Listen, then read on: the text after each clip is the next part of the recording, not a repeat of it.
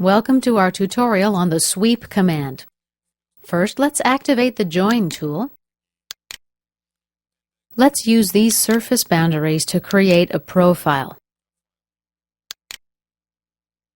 Click OK. Now let's use the Extrude command. Under Profile, select Join to. The direction, we'll select the Z-axis. For the dimension of limit 1, we'll enter a value of 10 millimeters, tab. Our preview doesn't look too hot. Let's cancel out of this and do this in a different way. This time, I'm going to start with the Line tool.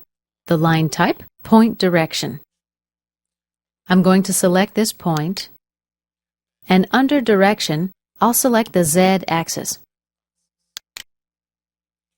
In the End Value field, let's enter a value of 10 millimeters, tab, and OK. Now let's activate the Sweep command. The Swept Surface Definition window opens, and there are a number of options here. Under Profile, I'll select the line we just created.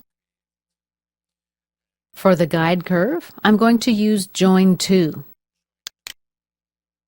Now let's hit Preview. It looks much better now. Let's click OK. And this concludes our tutorial on the Sweep command.